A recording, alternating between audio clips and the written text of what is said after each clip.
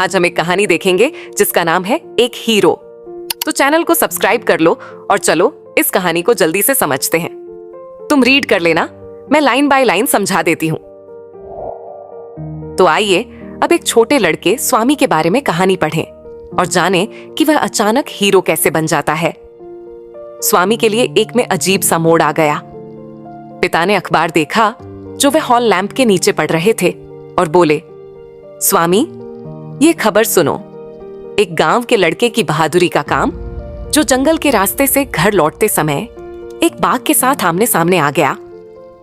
Paragraph में लड़के की बाघ के साथ लड़ाई और एक पेड़ पर उसकी उड़ान का वर्णन किया गया, जहां वह आधे दिन तक रुका रहा, जब तक कि कुछ लोग उस रास्ते पर नहीं आए और बाघ को मार डाला।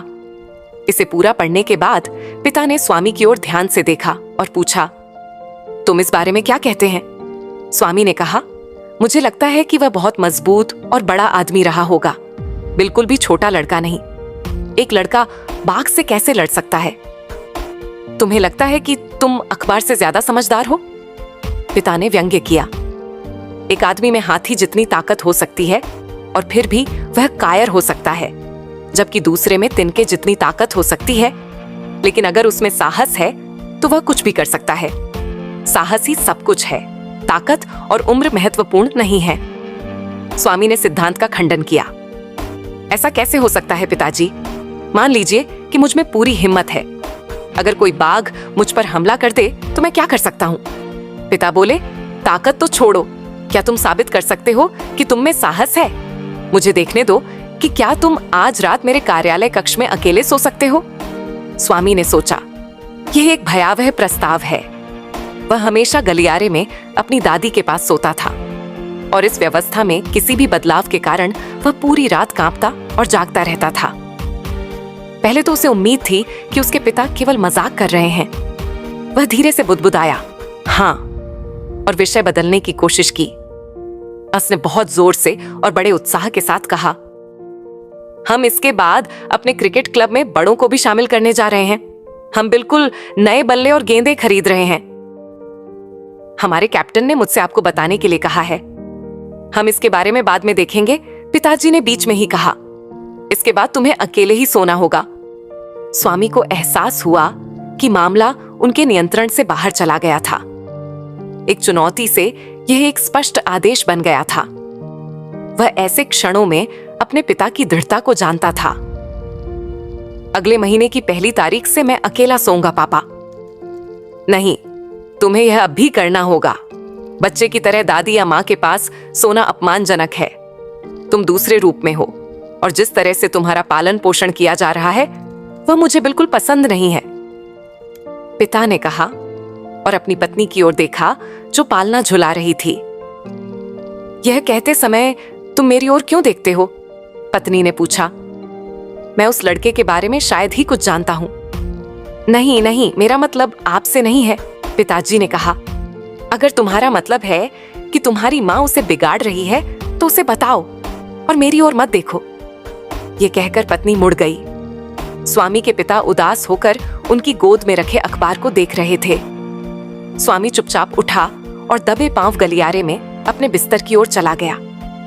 दादी अपने बिस्तर पर बैठी थीं और बोली, बच्चे, क्या आपको पहले से ही नींद आ रही है? क्या आपको कहानी नहीं चाहिए? स्वामी ने दादी को चुप कराने के लिए बेतुके इशारे किए, लेकिन उस अच्छी महिला ने कुछ नहीं देखा। तो स्वामी अपने बिस्तर पर गिर पड़ा और कंबल को अपने चेहरे पर खींच लिया। दादी ने कहा, अपना चेहरा मत ढको, क्या तुम्हें सचमुच बहुत नींद आ रही है? स्वामी झुके और फुसफुसाए, प्लीज प्लीज चुप हो जाइए दादी, मुझसे बात मत करना और किसी को मुझे फोन मत करने देना, भले ही घर में आग लग गई हो। अगर मैं तुरंत ना सोऊं तो शायद मर जाऊं। वह कंबल के नीचे पलटा, सिकुड़ा हुआ और खर्राटे लेता रहा, जब तक कि उसे पता नहीं चला कि उसका कंबल खींच लिया गया है। तभी पापा उसके ऊपर आकर खड़े हो गए।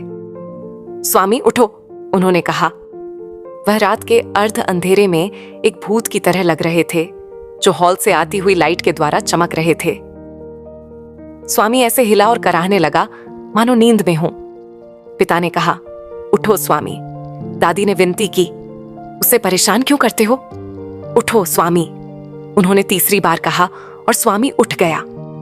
पिता ने अपना बिस्तर समेटा, उसे अपनी बांह के नीचे लिया और कहा, मेरे साथ आओ।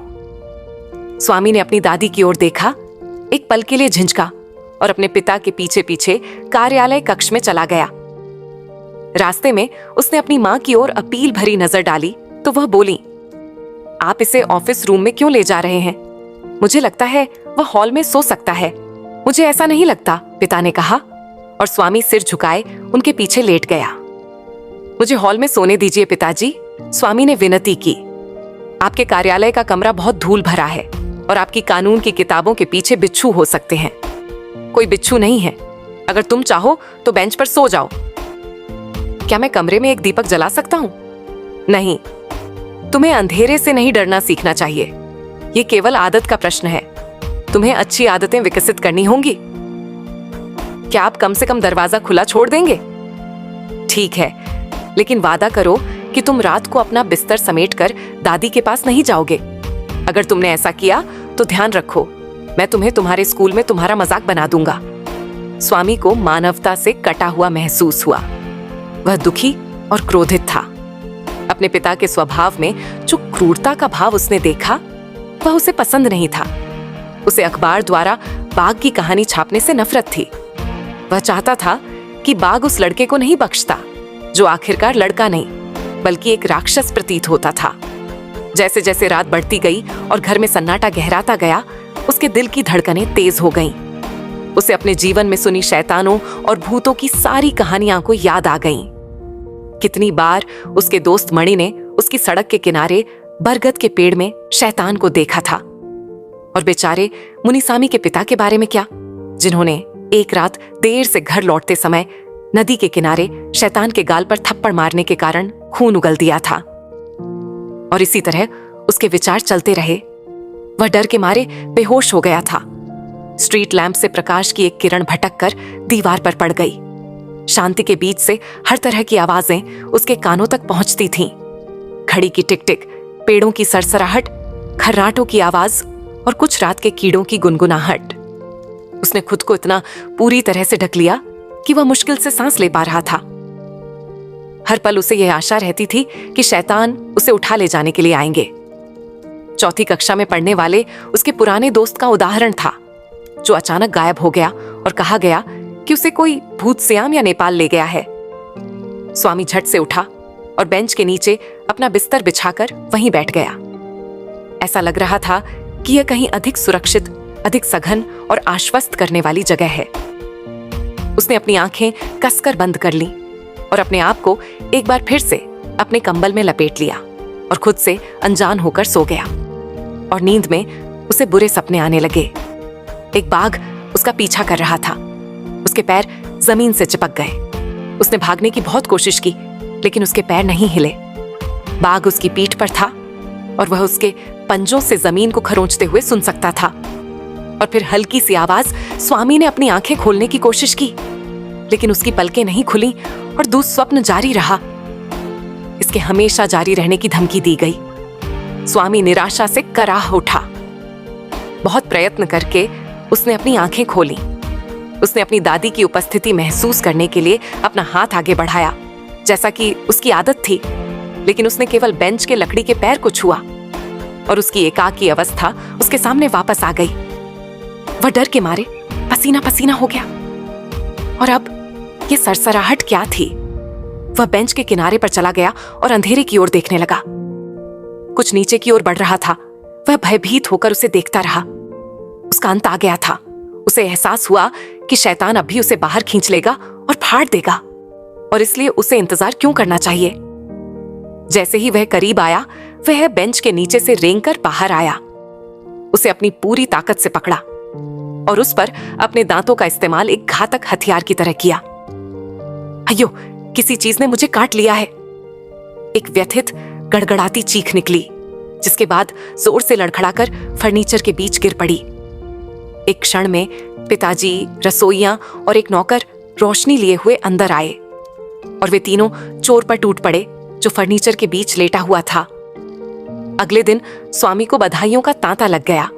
उसके सहपाठी उसे सम्मान की दृष्टि से देखते थे। और उसके शिक्षक उसकी पीठ थपथपाते थे। प्रधानाध्यापक ने कहा कि वह सच्चा स्काउट था। स्वामी ने जिले के सबसे कुख्यात घर तोड़ने वालों में से एक का मांस काट लिया था और पुलिस इसके लिए उसकी आभारी थी। इंस्पेक्टर ने कहा, तुम बड़े होकर पुलिस में भर्ती क्यों नहीं हो जाते? स्वामी ने विनम्रता के लिए कहा, निश्चित रूप से हाँ। हालांकि उसने जीवन में बाद में इंजन ड्राइवर, रेलवे गार्ड या बस कंडक्टर बनने का मन बना लिया था। उस रात जब वह क्लब से घर लौटा तो पिता ने पूछा, लड़का कहाँ है? वो सोया हुआ है। पहले से, उसकी मां ने कहा, पिछली रात भर उसे नींद नहीं आई। वह कहाँ सो रहा है? अपनी सामान्य जगह पर, मां ने लापरवाही से कहा। वह 7:30 बजे बिस्तर पर चला गया। फिर से अपनी दादी के पास सो रहा हूं, पिता ने कहा। कोई आश्चर्य नहीं कि वह मेरे घर लौटने से पहले सोना चाहता था। चालाक लड़का। मां अपना आपा खो बैठी। आप उसे जहां चाहे वहां सोने दें। आपको फिर से उसकी जान जोखिम में डालने की जरूरत नहीं है। कपड़े बदलने के लिए अंदर जाते समय पिता ने बड़बड़ाते हुए कहा, ठीक है, मां बनो और जितना चाहो उसे बिगाड़ो, बस बाद में मुझे दोष मत देना। स्वामी कंबल के नीचे से पूरी बातचीत को सुनकर बहुत राहत महसूस कर रहा था कि उसके पिता उसे छोड़ रहे हैं।